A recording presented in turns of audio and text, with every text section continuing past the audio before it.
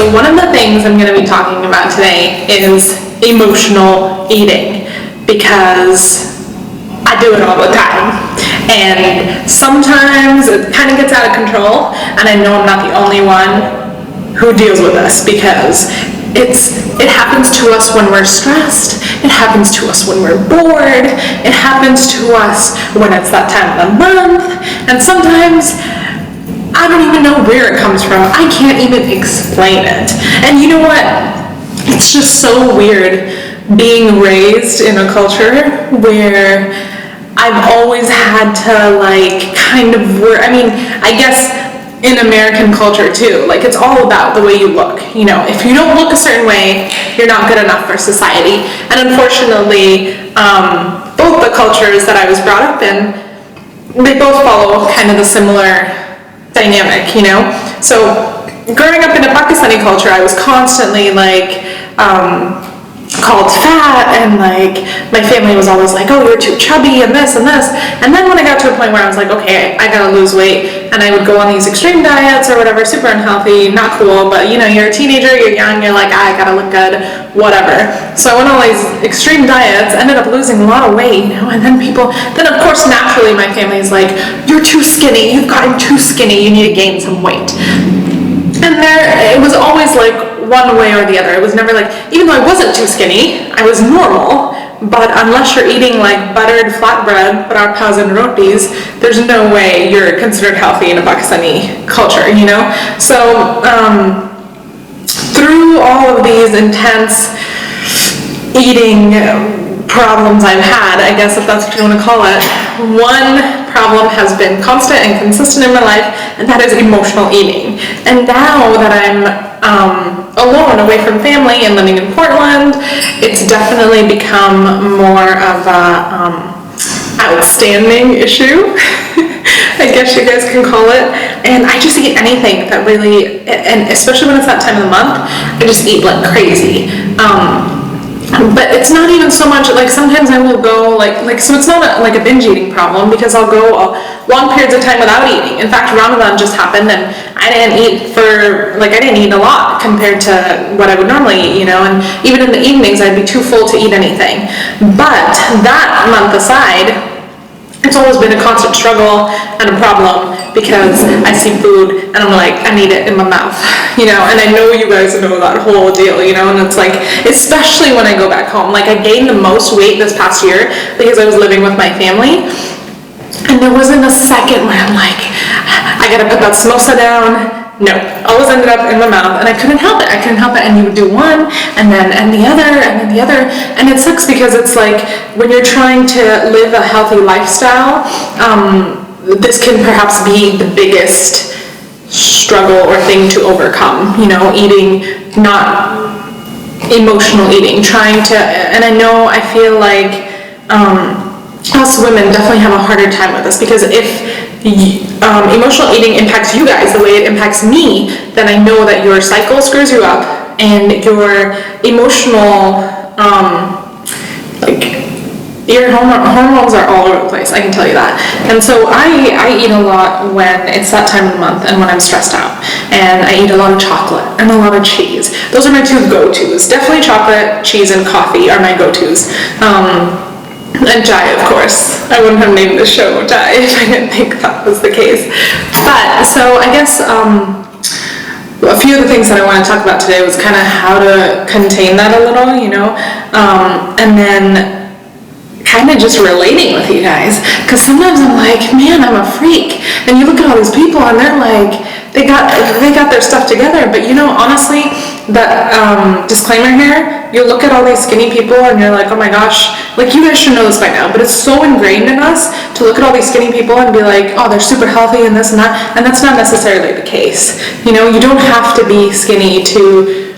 In fact, you guys see it all the time, people become anorexic and stuff like that, but not even that, you'll see people who are super skinny, but that doesn't mean they're healthy, you may live a completely healthier lifestyle. So I feel like these problems are universal, and I also want to point that out, it's these problems are universal, and it's not, and especially in my Pakistani culture, I know growing up, all the people who were super skinny in our family, or not fat, were always like, you're too skinny, and always pressured to eat.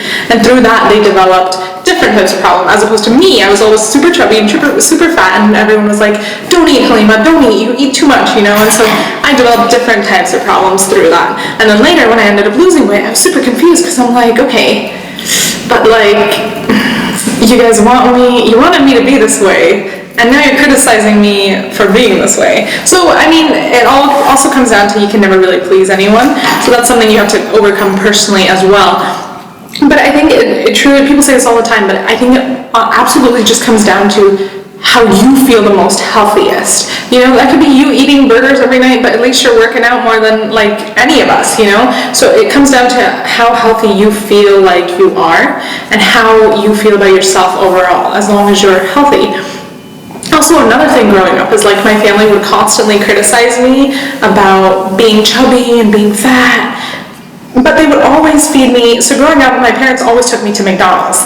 That was their like go-to meal. Like from the ages of like 2 years old to I think like 10 years old, McDonald's was go-to. Like that was like the prize the meal there, McDonald's Happy Meal. That was it. That was. And in my parents' defense, that was kind of their way to be like, I'm luxuriously feeding my child. Because when you go back home, when you go to Pakistan, you see all these people, and they go to McDonald's because that's a higher end place. That's like, oh my gosh, it's Eid, we're about to be popping up in here, we're gonna go to McDonald's, So from my parents' perspective, like, I don't blame them. They were trying to give us the best that they possibly could in a financial standpoint, So I thank them and I appreciate all that they've done for me. But that aside, they weren't very well versed in healthy eating habits, and I think I've kind of established that. But even after age 10, when we stopped eating McDonald's, my dad was like, okay, crap, this is actually bad for them. Look at them, they're becoming chubs, So once he overcame that and realized that was bad, then we transitioned into homemade flatbreads that my mom finally learned how to master within the States. So we call them prakas, y'all know, all my desis know. We call them prakas. And they're basically just like this flatbread with several flaky layers of basically butter, So growing up, it was always like, no, you have to eat your praka or like, you ain't going to bed tonight, So it was always like, a paratha was like the equivalent of an apple for us. Like, you weren't about to go to school that day if you didn't eat your paratha. So I think it just, going through that and then being raised in Colorado, one of the healthiest states in the nation, and then going to Boulder for school, really just like, oh my gosh, what a wake-up call. I actually learned the bulk of my healthy eating later when I went to college. But even then, I'm like, I don't promote kale, I don't eat it, and I don't recommend you guys eat it. It tastes awful. It tastes like poop. But anyways, that aside, ways that you can channel and control your wafer eating, chocolate eating love.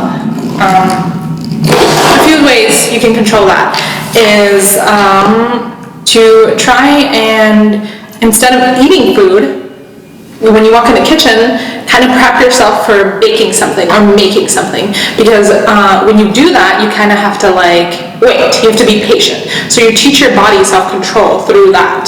Another thing, definitely, obviously, you guys should know is keep healthy snacks at your house, because if you're gonna stress eat, if there's no way you can control it, you've seen all these videos and you're like, Halima, I don't care what you're talking about. I can't stop eating. That's fine. Well, it's not fine. We'll work through it. But in the meantime, what you have to make sure is that you always have healthy snacks at your house. That's super, super important in order to kind of wean your way off of this nasty habit. Not really nasty. Food tastes great. Come on. And we have one life. But anyways, I'm trying to teach you guys how to work beyond this. And then sometimes what I do is, so I'll know that I had a day of unhealthy emotional eating. So the next day what I'll do is I'll restrict, because the day before I know that I had a very unhealthy day, you know, I know that I couldn't stop eating, and I had to, because I stress out a lot, and like for unnecessary things, when the answer is really just simple, you know, it's like we make big deals out of things that aren't supposed to be made big deals, and I know it's easier said than done, but anyways, so days that I will stress eat, the next day I'll be like, okay, Halima, you messed up yesterday, so today you're just going to be drinking smoothies or drinking these juices, and I'll just lay out a plan for myself for that day, because in the moment it's like you can't really control it, but overall your life was put together and you seem to have self-control, so I'll just balance it out like that. Other things you can do is if you're tempted in the moment to eat and you're like, I just ate, I'm gonna barf if I eat more, I don't know why I'm doing this to myself, step outside your house, go for a walk, do anything, paint your nails, watch TV. I don't recommend watching TV because that's always associated with eating, and for some reason when I'm on my laptop watching anything, I have to walk to the kitchen. So I would say go sit in a coffee shop and study, grab a coffee, try and keep it healthy, let's stay away from lattes. Once in a while it's okay, but grab a coffee, sit there and work, or definitely just completely avoid your kitchen as much as possible, because that's a danger zone when you're in this. And you know when you're in that mindset where you're like, I just need food and I need it right now and I just want to eat. You know, you can be bored, you can be emotional, you can be stressed, it can be anything, but you know when you want to eat. So it's just kind of honing in on that and pulling yourself out and figuring it out. So that's all I have for you guys today, and I'm gonna get back to eating. Actually, no, I actually brought this just for the purposes of this video, but I am gonna eat it now. So I want you guys to have a happy day, and I'll talk to you guys later.